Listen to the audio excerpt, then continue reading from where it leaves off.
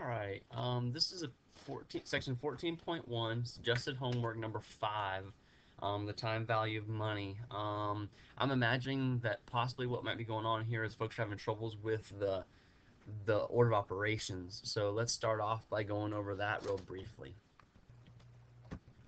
With order of operations, what you have to remember is the saying is, please excuse my dear Aunt Sally, meaning parentheses always come first. You do whatever's inside the parentheses first, then exponents, multiplication, division, addition, subtraction. So I'll go over this several times as we're working through this problem today, so I'm going to put that right there for now. Alright, so let's take a look at this problem, write down what we know, what we need to do. Starting off here, first thing is, I pulled this from, like the little help piece when you work the problems. Key thing we need to remember here is that P stands for our principal, which is basically our money. R is equal to our rate, annual rate, or basically your percent you're going to see. T, and this is a key thing, is time in years. So if it says 6 months, you can't use 1, you can't use 6, you're going to have to use half. If you have N, and N is the number of periods per year. So stuff like semi-annually, quarterly, annually. You're gonna be looking for terms like that to be able to identify whether it's 1, 2, 4, basically those kind of ideas. All right, so let's start off and identify from our problem these values. So we read through the question, we're going to use the compound interest formula, this guy right here, to compute the total amount of $3,000. Okay, there we go, money. So our money is going to be 3,000. Invested at 6%.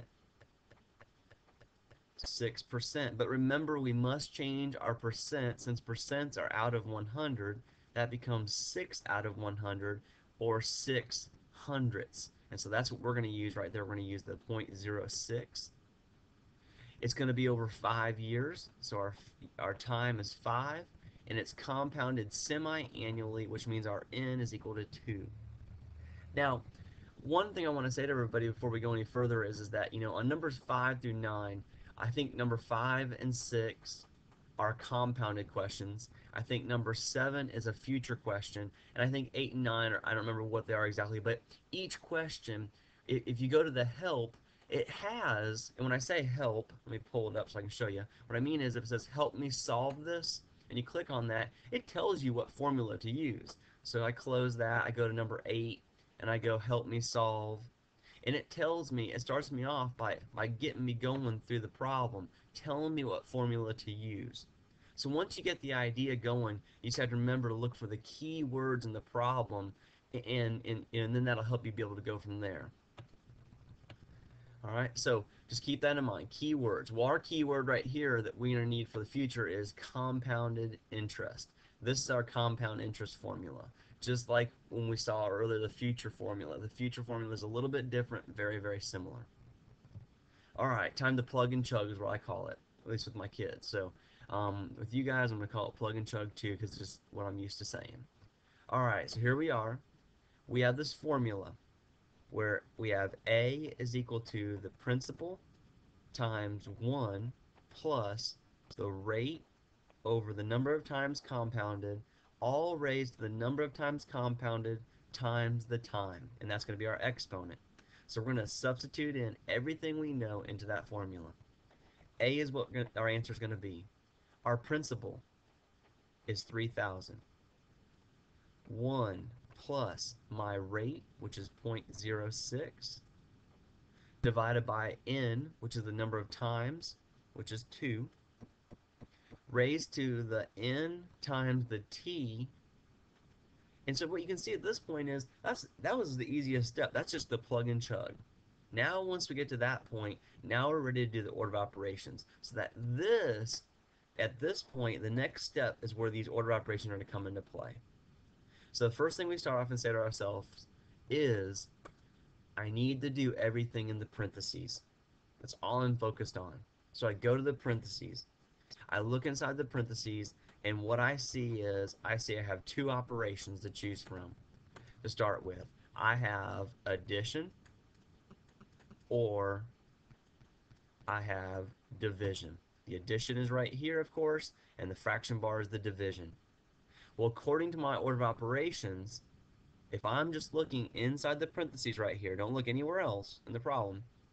If I look there, what comes first? Addition or division? Parentheses, exponents, multiplication. Division comes first. So I'm going to do the division first. So I'm going to bring everything else down that I haven't used. I haven't used the 3,000, I bring it down. I haven't used the 1, I bring it down. I do the division, which is 0.03, and I didn't use the exponent, so I just bring it down. Now, I could put those together right now and call them 10, but to make a point for the lesson, I'm going to leave it just like that. All right, so now I go back. Let me extend my page a little bit. So now I go back to my order of operations and I say, okay, well, look back in the parentheses. Is there anything to do in the parentheses? There is. So I go back inside the parentheses. And inside the parentheses, I have addition. So now I'm going to take care of that addition. When I do that, I bring everything down that I have not used. I have not used the 3,000, but I am going to put these guys together and get 1.03. And then I'm going to go ahead and like I said before, I could multiply those together right now, but I'm going to leave them like that for just the purpose of the lesson. So now I look inside my parentheses and it's done. There's nothing else I can do. There's still parentheses there, but the parentheses mean something else. They're either a multiplication symbol or they're a kind of a holding symbol. They're holding the 1.03 there to raise it to the exponent. So we leave it alone. We say, okay, parentheses are done. So now we go to exponents. I look to my exponents.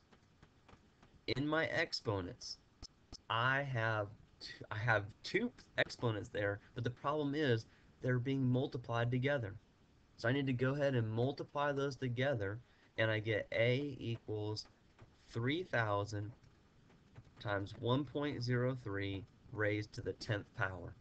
Notice I still haven't used the 3,000, so I bring it down every single time. I didn't use the 1.03 this time, so I just brought it down. All I did was multiply the exponents together. Now I come down one more step, and I say to myself, A is equal to, and I say, okay, I've done the parentheses. Have I done all the exponents? Are there still exponents? There are still exponents. I had to take the 1.03 and raise it to the 10th power. So I take my calculator. 1.03 raised to the 10th power. That gives me,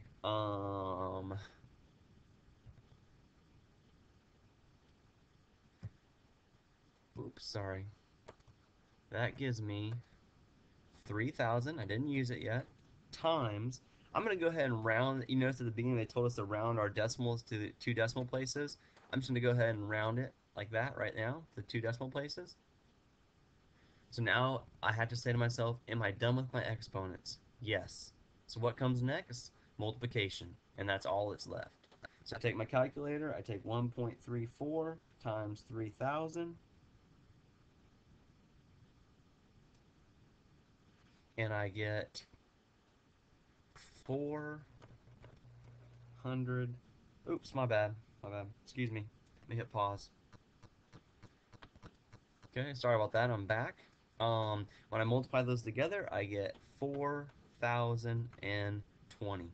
So essentially what it's saying is I started off with $3,000.